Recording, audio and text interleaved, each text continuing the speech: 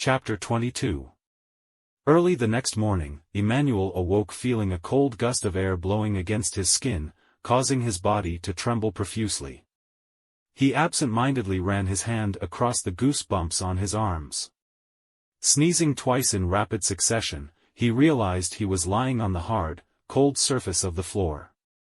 Did she seriously leave me lying on the corridor outside the house?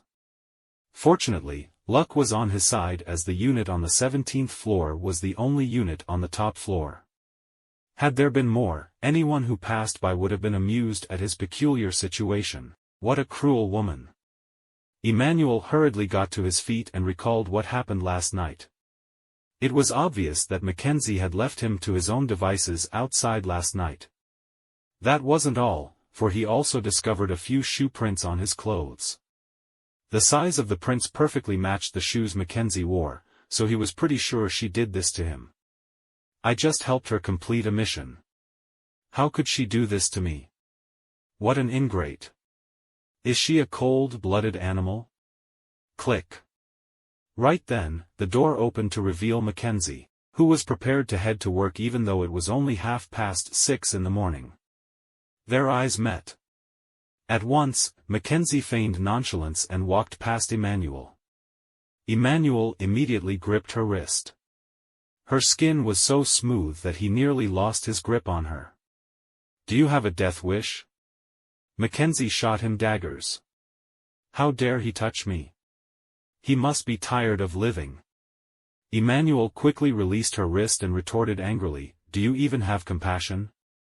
Even if I'm a pig, shouldn't you take care of me considering the fact that I am obviously in need of medical attention? It's just a few more steps to get inside the house.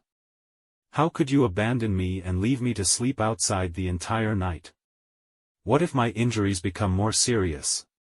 He seemed really upset, but Mackenzie burst out laughing to hear him compare himself to a pig.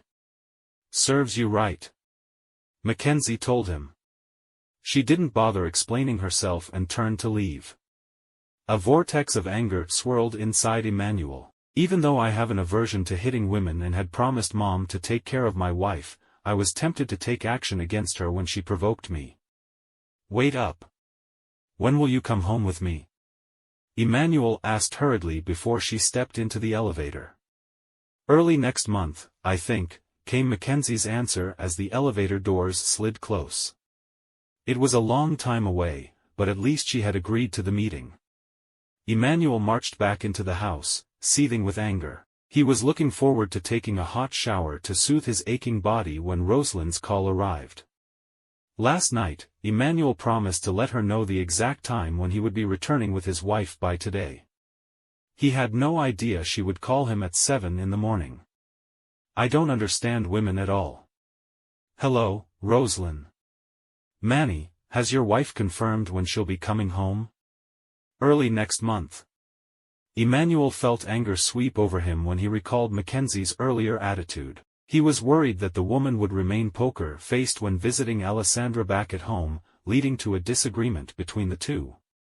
This was a common phenomenon, as mothers-in-law and daughters-in-law were often at odds with each other.